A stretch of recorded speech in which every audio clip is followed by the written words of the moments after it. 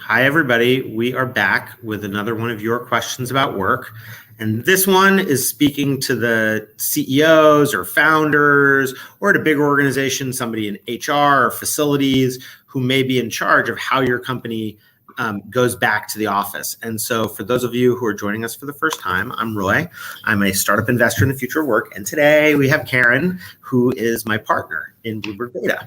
And Karin, among many other things, serves on the boards of public real estate companies and has had a lot of experience around commercial real estate. And so we thought we'd talk about this question that is alive right now of my company is moving from fully remote to something hybrid. And I think we know there's many different kinds of hybrid, and trying to figure out how do we create an office that supports this new way of working. So Karin, I'm ready for the wisdom. Thank you.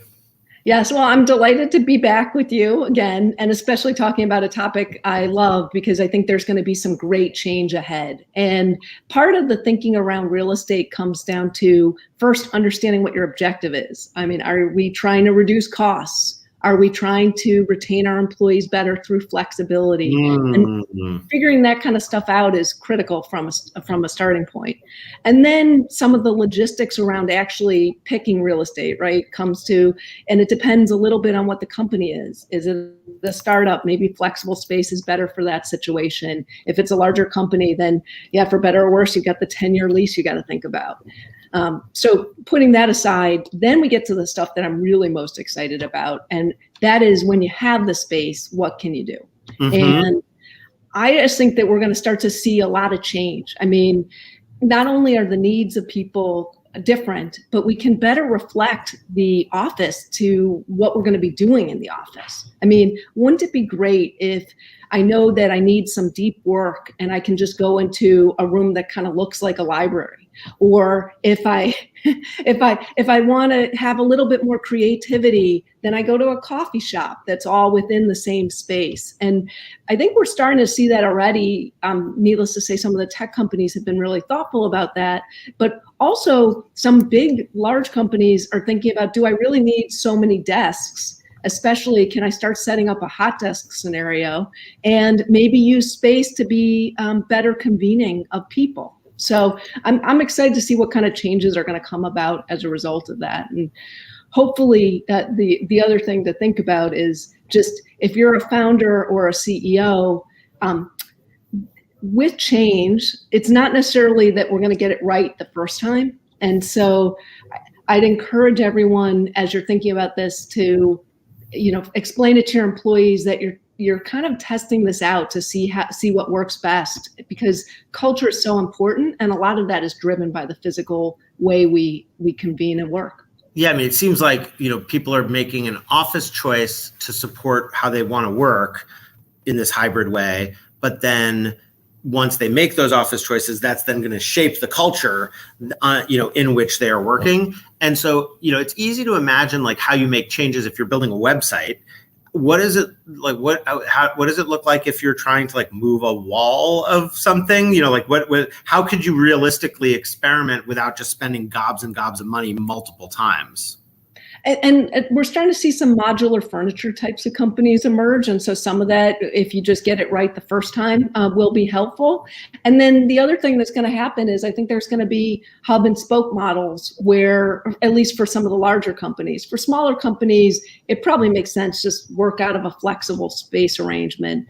But that's one of the things that we'll start to see is, flex space is a little bit more nimble as to how you kind of build or grow your team. And I love that. So part of it is finding the real estate partner who owns the real estate. It used to be the thing that if you were in like startup fast growth mode, let's say you're like, I need my office, it's going to be mine, and we're going to, make this thing exactly like what our brand needs to be. But that was based on the backdrop of understanding how you were going to use the office. And now that we have less of an understanding of that, maybe flexibility actually has some more to say for it in the short term. And I think there's a real opportunity here. That's what I'm excited about, is if we can convene in a different kind of way or more intentionally, maybe we can get better results out of it, more creative ideas. I will also add that we have a comment from my favorite commenter, my actual partner, my life partner. Hi, Sarah. Sarah's first comment on This Is Not Advice, although she's been our guest. So offices that work more like modules, arts and design and collaboration spaces. Yeah, I mean, I think it's a really, like, Sarah teaches, runs the MBA program at California College of the Arts. And it's a great point that there's, in other industries that are maybe not like the traditional office industry, people have been figuring out those flexible collaborative spaces for a long time of different team sizes and how they work. And so, like, if you go in a design studio, it's like a lot of chairs that can roll around and like temporary whiteboards that move. And, you know, I know Valve, the video game company, used to have like every employee's desk, you could look up on a map and they would be able to slide it around. And that kind of emergent organic thing does feel like more of the thing. So thank you, honey. Yeah, thanks very much, Sarah. It's a good point, and it's also very inspirational. And I do want to also add one more point that I think that's really interesting, is that all this change can help us potentially, like the flexibility around work could potentially lead us to be able to build more diverse teams. Just that thoughtfulness, I think, has real potential if we do it right. And so that's part of the other reason why I say let's not make it so cast in stone, whatever we set up, because we want to make sure that we're inclusive in the environments that we create. Totally. I love that. And I mean, let's hope that this turns into an opportunity to make better workplaces for everybody who works in offices. Yes. All right. Thank you, Karin. And for those of you watching this for the first time, the reason we say this is not advice is because neither of us knows what you or your company should do. It depends on so many factors. And most people will give you like a strong prescription or just trying to get you to justify whatever choices they made. And, you know, I'm here in the Bloomberg office in New York right now where, you know, it is different. And, you know, Bloomberg made very particular choices that serve Bloomberg and Bloomberg's culture, but those may not be right for you. And so you got to decide for yourself. All right. Thank you, Karin. To be continued. Just, yeah. Bye.